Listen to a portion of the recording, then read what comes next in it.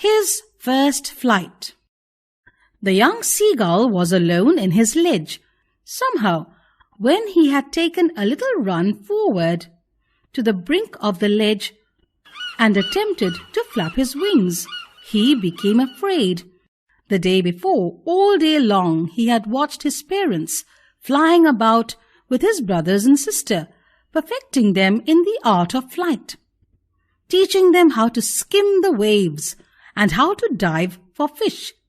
He had, in fact, seen his older brother catch his first herring and devour it, standing on a rock, while his parents circled around, raising a proud cackle.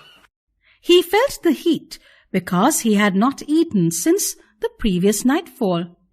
Then he had found a dried piece of mackerel's tail at the far edge of his ledge.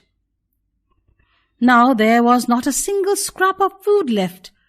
He saw his two brothers and his sister lying on the plateau, dozing, with their heads sunk into their necks. His father was preening the feathers on his white back. Only his mother was looking at him. She was standing on a little high hump on the plateau, her white breast thrust forward. Now and again she tore at a piece of fish that lay at her feet, and then scraped each side of her beak on the rock.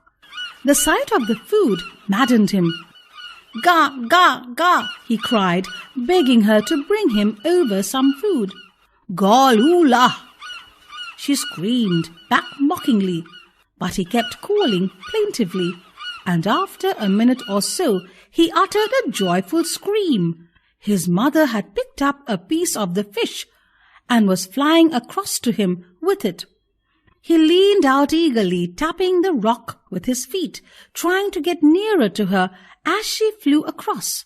But when she was just opposite to him, abreast of the ledge, she halted. He waited a moment in surprise, wondering why she did not come nearer, and then, maddened by hunger, he dived at the fish. With a loud scream, he fell outwards and downwards into space. His mother had swooped upwards. Then a monstrous terror seized him, and his heart stood still. He could hear nothing, but it only lasted a moment. The next moment, he felt his wings spread outwards. The wind rushed against his breast feathers, then under his stomach and against his wings. He could feel the tips of his wings cutting through the air. He was not falling headlong now. He was soaring gradually downwards and outwards. He was no longer afraid. He just felt a bit dizzy. Then he flapped his wings once and he soared upwards. He uttered a joyous scream and flapped them again. He soared higher. He raised his breast and banked against the wind. Ga, ga, ga, ga, ga, ga, gaulula. His mother swooped past him, her wings making a loud noise. He answered her with another scream.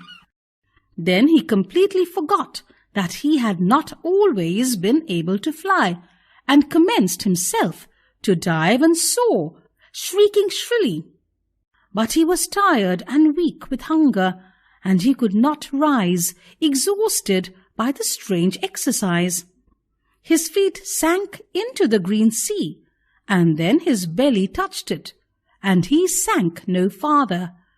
He was floating on it, and around him his family was screaming, praising him, and their beaks were offering him scraps of dogfish.